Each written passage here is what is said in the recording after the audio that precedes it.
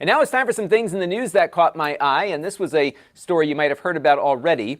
Nintendo had sued a number of pirate ROM sites, including some very popular ones like Love ROMs and Love Retro, for a lot of money. And it kind of surprised the emulation community because companies typically haven't been all that aggressive about enforcing their rights on old video game ROMs. For the most part, a lot of these companies sell these games in emulation on major platforms, and I don't think they've seen the retro emulation ROM scene as a big threat to their business. But Nintendo has, and they're within their rights to go out and take action against these sites, and that is exactly what they did.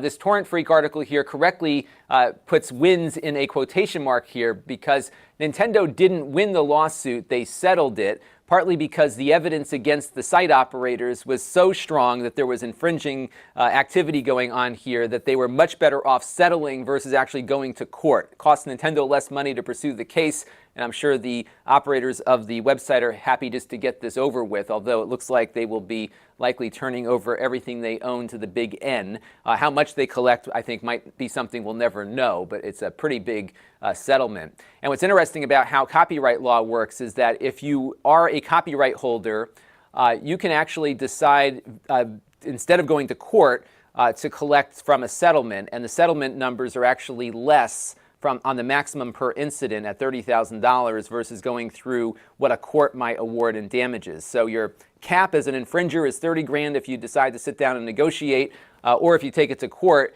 you could be fined $150,000 per incident. So if they had several hundred ROMs up there, you could make the argument that each of those ROMs is an incident in of itself. You could even argue that every download is a separate incident. So you can see how much the potential damages could be. So settling for $12 million here certainly, I think, was probably the smarter move for the Love ROMs people, just because they could be into it for a considerable amount of money.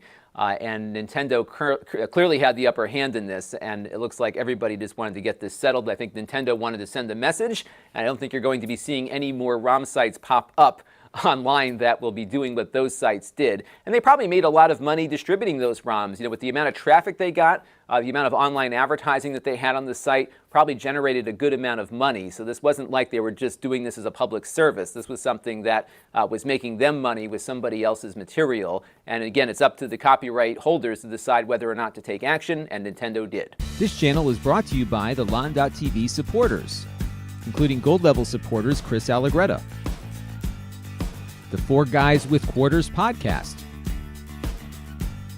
Tom Albrecht,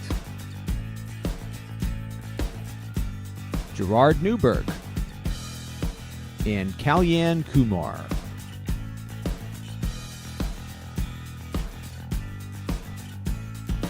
If you want to help the channel, you can by contributing as little as $1 a month.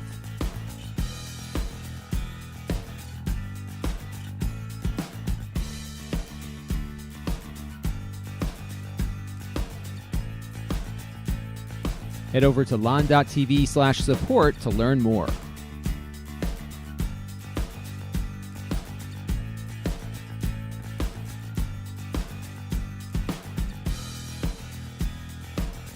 And don't forget to subscribe. Visit lon.tv/s.